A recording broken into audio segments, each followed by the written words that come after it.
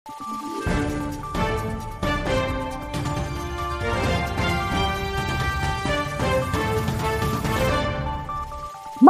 araw, Pilipinas! Ito ang Valiente News hatid sa inyo ng Office of the Vice President.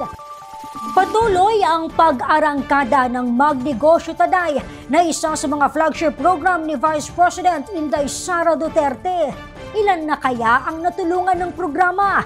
Alamin natin sa ulat na ito.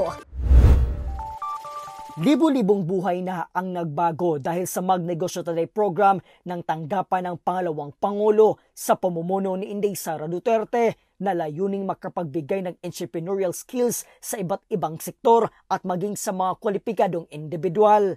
Sa datos mula sa OVP, simula Enero hanggang Setyembre ngayong taon, mahigit 7,000 na ang naging benepisyaryo ng nasabing programa. 150,000 pesos ang natanggap ng mga kwalipikadong grupo at 15,000 pesos naman para sa mga individual. Ilan lamang sina Jocelyn, Nanay Twinkie at Lola Weng sa naging benepisyaryo ng nasabing programa.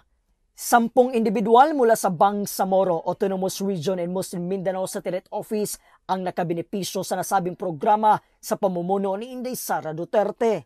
Thank you po talaga, Vice President Sara Duterte, sa tulong niyo po sa aming maliliit na negosyante. Kasi nakakatulong po talaga. Nagsisikap po kami para umangat, pati din umangat yung mga pamilya namin. So laking tulong talaga. Sa hindi lang dun sa pera, at saka yung sa kaalaman na laman namin na paano mag-manage ng pera po. Assalamualaikum, Vice President.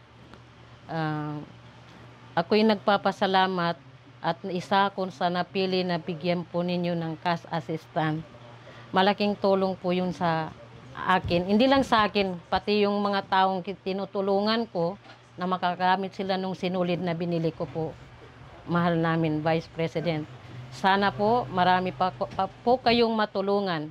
Malaki talagang pasalamat ko, at least na pag-isipan niya yung tulungan yung mga maliliit na mga entrepreneur. Kasi kailangan talaga natin yan. Kailangan talaga din. We have to learn para makasurvive tayo. Mula po dito sa Cotabato City, ako po si Brian Latasa, ang lahat para sa Diyos, bayan at pamilyang Pilipino. Valiente News. Abangan na ang iba pang mga balita at impormasyon dito lamang sa Valiente News. Ako si Claudette Loreto para sa makabuluhan, naninindigan at matapang na mga ulat at impormasyon. Maraming salamat.